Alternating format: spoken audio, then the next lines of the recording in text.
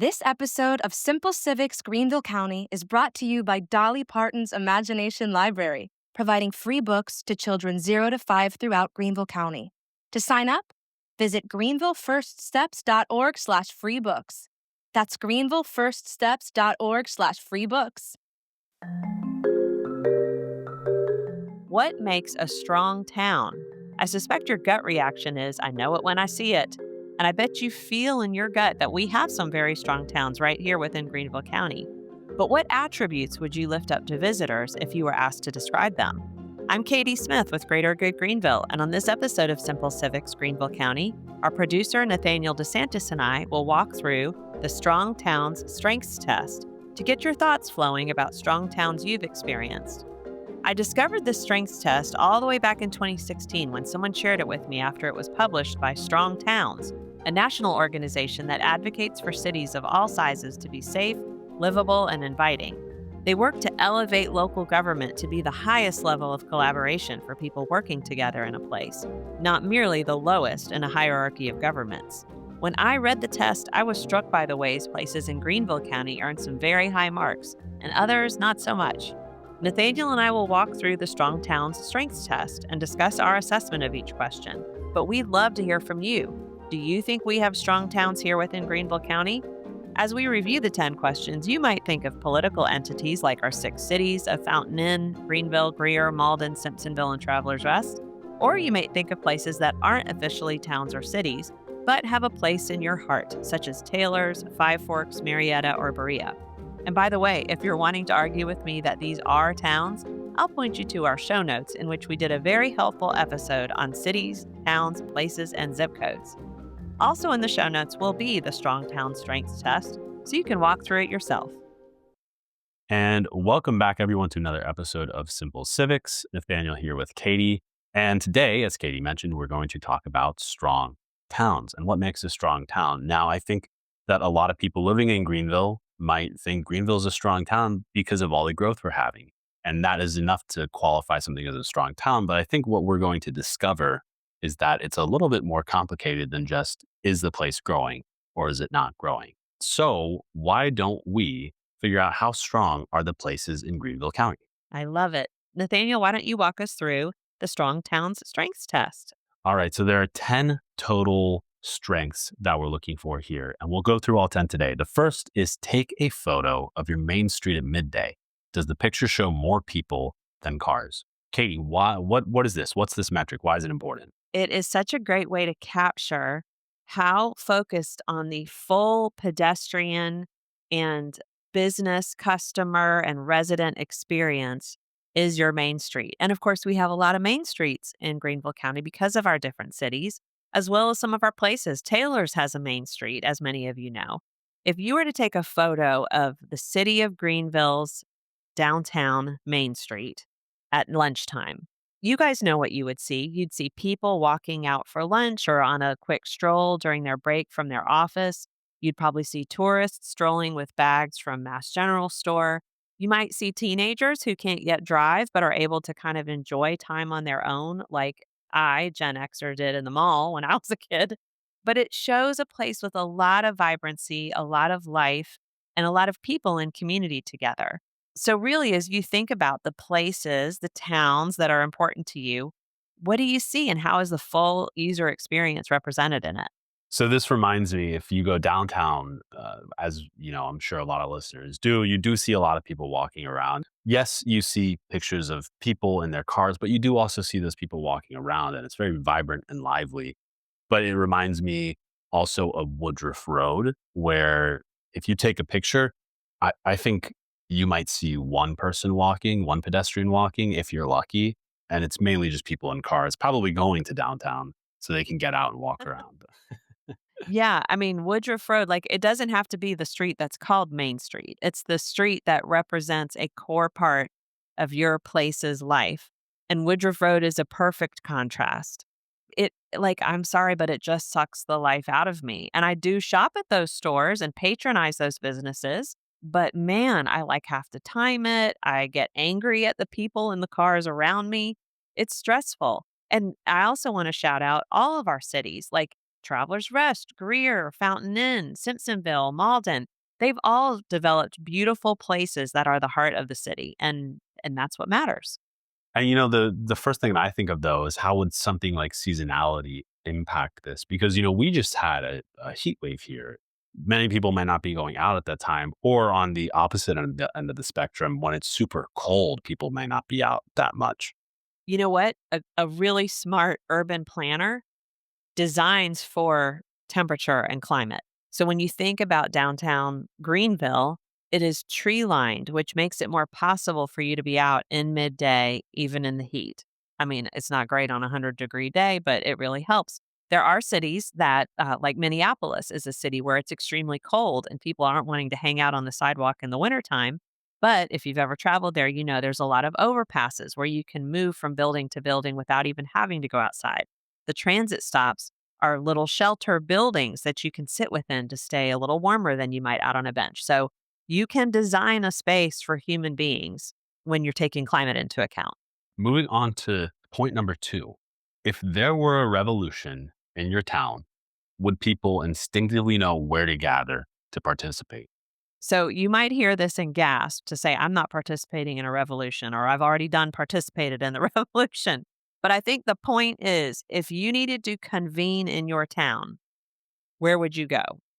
And I really would highlight some of the things that Strong Towns lists up. What is your gut reaction to this? I am a resident of the city of Greenville, and I know exactly where I would go. I would go to the plaza outside of Falls Park and by Gianna and spill the beans. That's the place where I would gather, or down on the plaza in the park. The Peace Center has space in front of it. Like, there are some obvious places that are made for people, and that is true throughout Greenville County.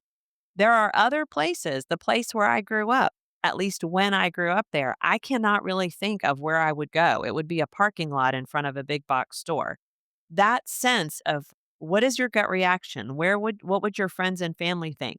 Is there a history of marches or protests or community celebrations? And what's the permitting process for those? Those all suggest, is my town a strong place that celebrates abundant civic engagement, not just with our culture, but with actually having places for it to happen? I really love how Strong Town Strengths Test phrased that with the word revolution, but I'm going to add some nuance to it because I think what's really cool is when I hear this, immediately when I think of Greenville, I realize how it depends on the revolution where I would go to gather. So let's say it's something focused more on the environment. I might decide to pick something like Unity Park, where it's outdoors and the whole purpose is to be green and environmental, and there are people who can gather outside. Whereas if I'm protesting maybe taxes, I might choose the county offices. So I kind of like that with Greenville, depending on the revolution you're trying to start. You have multiple places where you can immediately think to gather. It's really about public space. Is there public space that is owned by the community, that like the community feels ownership in its heart of? And do we have a history of using it? Because we've had marches down Main Street. We've had parades down all of our main streets in Greenville County. It's a place that the public owns and the public uses. Moving on to the third one, imagine your favorite street in town did not exist. Could it be built today if the construction had to follow your local rules? So this really has to do with building and zoning codes. If you picture your main street, what made it possible were the rules that were there to guide its construction at the time. And there may not have even been very many rules depending how old that street is. So what are the rules underlining how land can be used and what structures can be there? They change over time, but they don't retroactively impact things that are already built unless that thing is altered. So let's talk about a few places to kind of highlight this example. Schools and school grounds are a great example of building guidelines and zoning changes. So Stone Academy, which is an elementary school located in the North Main neighborhood of the city of Greenville, it's the oldest continuously operating school building on the same grounds in Greenville County. It was built kind of in parts from 1917 to 1924. And it was built in an era where there were literally hardly any cars in Greenville County. They probably numbered in the hundreds. This is when folks relied on buses or their feet to get around. Like, it would have been nothing for the residents of North Main to walk from downtown to that school or to an office downtown. So, just a very different environment, a more densely built neighborhood with a school as the heart of it that did not need a carpool line at the time. The oldest high school building in Greenville County was completed in 1938 for Greenville High School. Again, hardly any students, if any at all, had their own car to drive to school. And you can bet parents were not dropping kids off in a carpool line. People rode buses. There were 10 million rides a year around that time. So these buildings have so much charm and they are the hearts of their neighborhoods. But of course, in this day and age, Greenville High has challenges. There's not enough parking for all of the students. The Green Avenue neighborhood has changed dramatically, and those residents are concerned about students parking on the street. It's kind of modern sensibilities with an older building. By contrast, if you look at new schools in Greenville County, like Fountain and High or the new Reedy Laurel Elementary, these are gorgeous buildings with warm school communities, or one that's emerging for Reedy Laurel as an example. But they have very different land use and architecture than back in the day. Great. Understood. Then moving on to number 4. Is an owner of a single family home able to get permission to add a small rental unit onto their property without any real hassle? All right, this might sound like, what? Why is this on there? I don't know if that struck you when you read this. When you think about what makes a vibrant community, there's lots of different kinds of residents that can live there. There might be single folks, there might be renters, there might be older people or young adults who've come back home and don't want to live with mom and dad but can't afford a place. Things like accessory dwelling units, these are often called, help address that. There are a lot of these in older parts of our towns throughout Greenville. It might be a garage apartment. It might be a house that's subdivided into smaller rental units. The new zoning code in the city of Greenville made those possible. It allowed for someone to build like a granny house in the backyard that they could rent out to somebody. And so strong towns make that possible. It can also be another source of income for folks, although it is a challenge when they are short-term rentals, which we've addressed in our City of Greenville zoning code. Moving on to question 5, and this one I actually see being very important to Greenville. If your largest employer left town, are you confident the city would survive? So some of you might be from an area that was dramatically impacted by the loss of the one major employer. And of course, we have stories of that all over our country. In Greenville County, I suspect a lot of y'all know this, but let me just share just in case. We've got some very large players from the private sector in our county. We've got Michelin, Duke Energy, GE, Fluor, Cinex, TD Bank. Of course, just across the county line, we have BMW, which employs tons of folks here in Ryobi and Anderson County. These are really vital, but it's nice that that list is not just one. We do have some diversity of employers here, thanks to the long time dedicated work of our economic development folks. Then, government and the healthcare system is also a very significant employer. We have Prisma Health, Greenville County Schools, Bon Secours St. Francis, Greenville County itself. These are our tax dollars at work and our health care charges at work, which help provide these jobs. And they also benefit us because the employees of these folks come and shop in our own businesses or patronize our services in some way.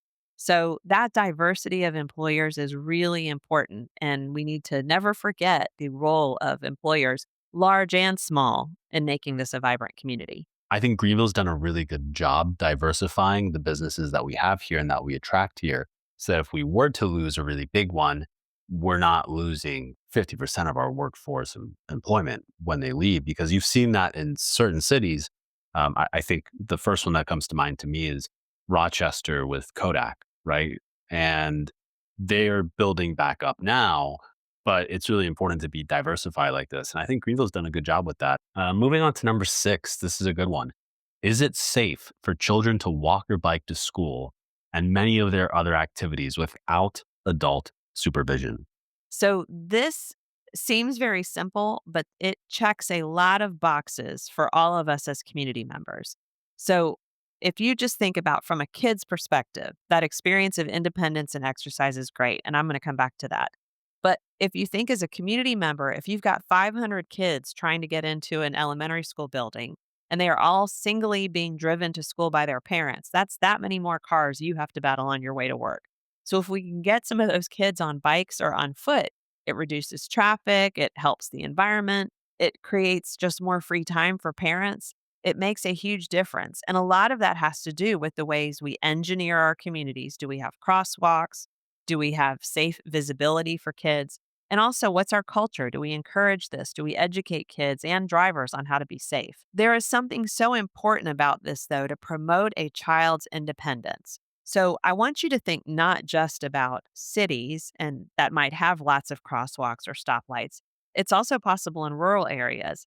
Is there land that children can roam on and explore on their own? Because that experience of independence is so important. I bet that everyone listening, and I bet you too, Nathaniel, can remember a time when you got to go do something independently when you were a kid.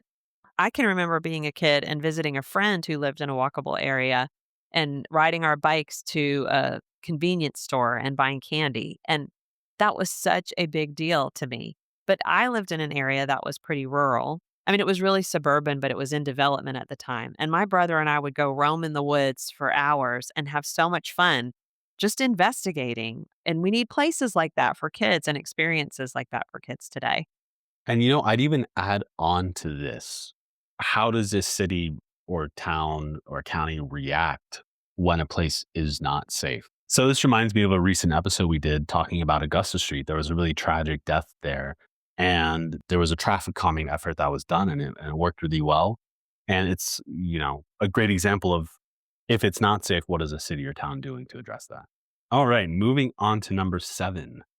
Are there neighborhoods where 3 generations of a family could reasonably find a place to live, all within walking distance of each other? I would say for sure in every city of Greenville County, the answer would be yes. And I'm imagining that you're picturing them. Some of you probably live near a relative and you do live within walking distance of each other. And what this really gets to is, do you have an array of housing types and an array of housing affordabilities that are all within one space together?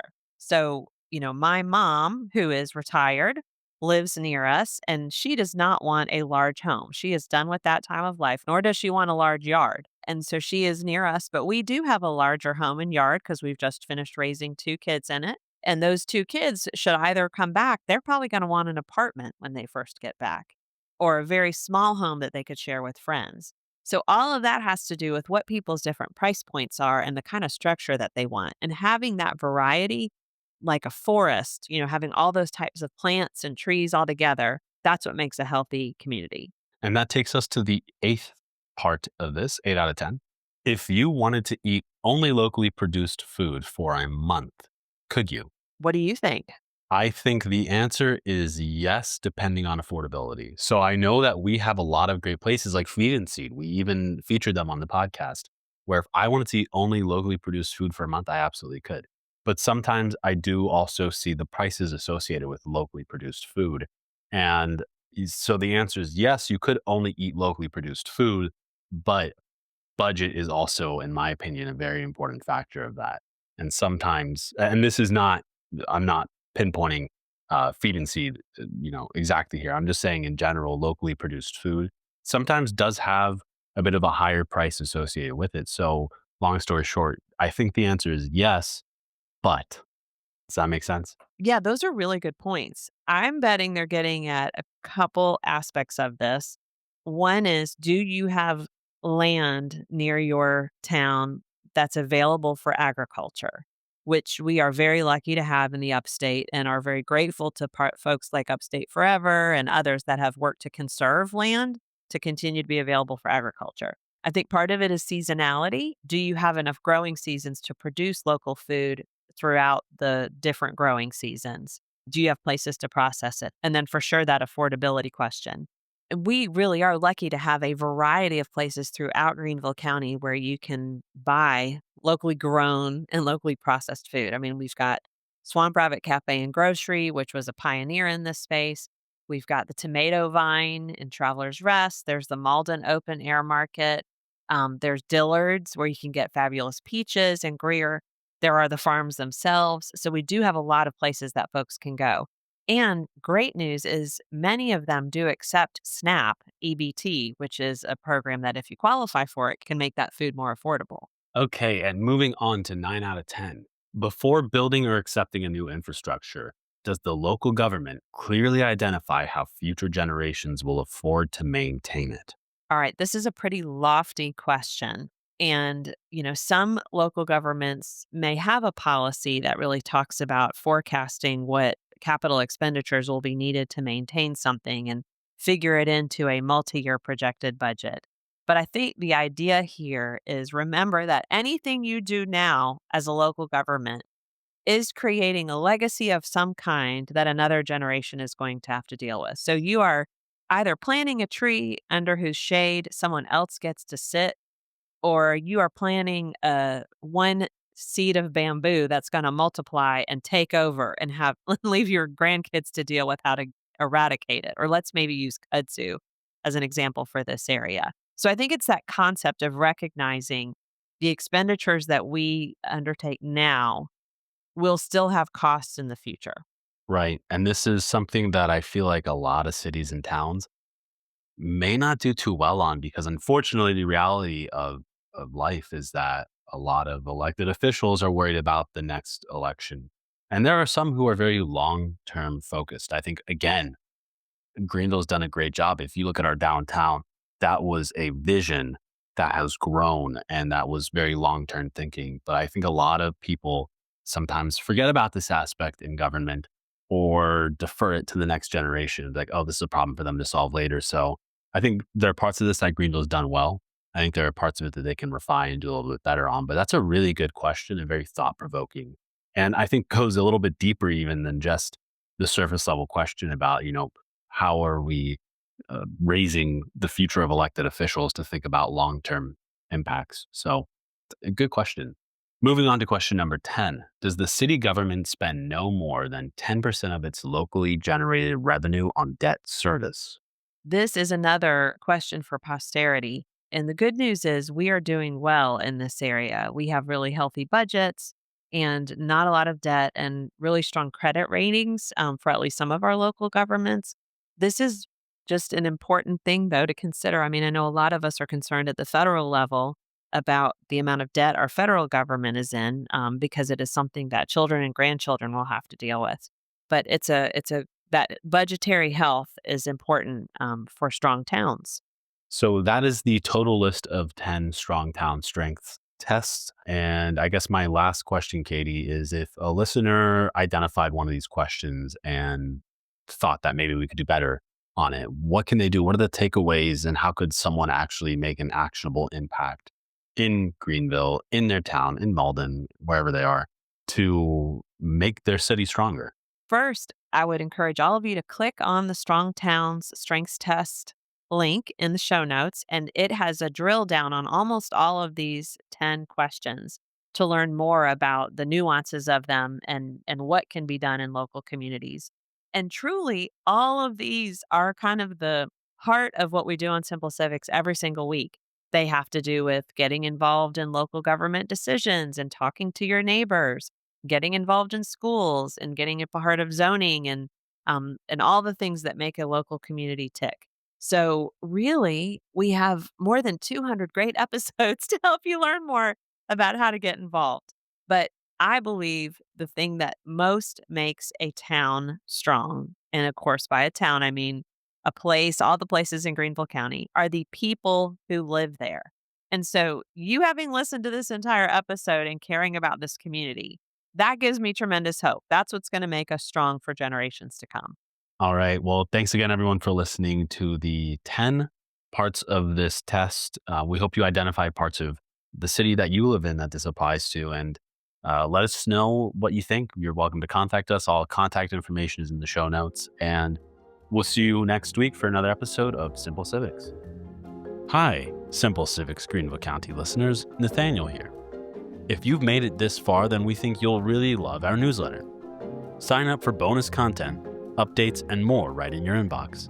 Look for the link in the description that says newsletter to sign up, or visit us at simplecivicsgreenvillecounty.org. Find the link in the menu that says newsletter and sign up there. We'll see you again next week.